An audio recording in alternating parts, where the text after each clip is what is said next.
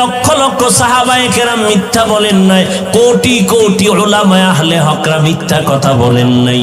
ও আল্লাহর বান্দারা, আমার নবীও দরজার মধ্যে বসে বসে আম্মা জান আয়েশার হুজরায় কান্না করেন। হাসরের ময়দানে কি উপায় হবে?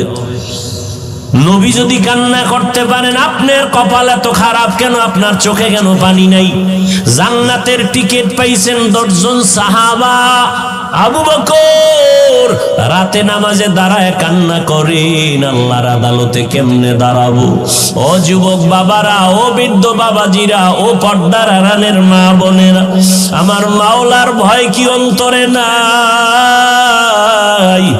আল্লাহর কোরআনটা মিথ্যা মনে করিয়েন না রে মুমিন।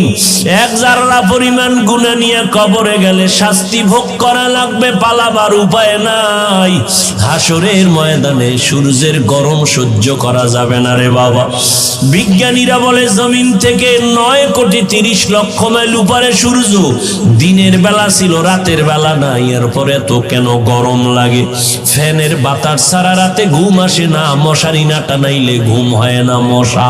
একটা মশার কামড় সইতে পারি না রে বাবা। অন্ধকার কবরে গেলে 2 পার্শ্বের মাটির চাপ, জাহান্নামের আগুনের গরম।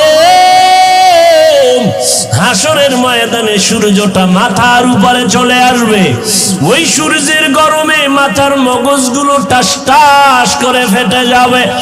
নবীরা পর্যন্ত, যাদের কোনো গুনাহ নাই, শুধু কান্নার আওয়াজ। উম্মতেরে ভুলিয়া কাঁদবেন, আল্লাহ আমারে বাঁচাও। আম্মা জান আয়েশাও কাঁদেন, ও নবী তখন আপনার কি উপায় হবে?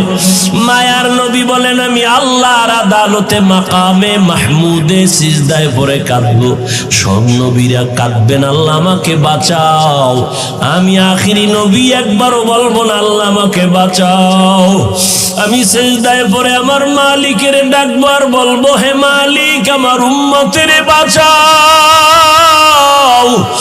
আমার উম্মতেরা যেন জাহান্নামে না যায়। আল্লাহ বলবেন, নবী আপনি কাঁদবেন না, মাথা উঁচা করেন, আপনার উম্মতগুলো বাছাই করে করে জান্নাতের দিকে নিয়ে যান। আম্মা জানকে নবী বলেন, ও আয়েশা, আল্লাহর অর্ডার পাই আমি উম্মতগুলো বাছাই করে করে জান্নাতের দিকে নিয়ে যাব। আম্মা জান বলেন, কোটি কোটি কোটি কোটি মানুষের মধ্যে চিনবেন কিভাবে আপনার উম্মত কারা? নূহ নবীর উম্মত, ইব্রাহিম নবীর উম্মত, ঈসা নবীর উম্মত, মুসা নবীর উম্মতেরাও থাকবে। মায়ার নবী বলেন, ও আয়েশা,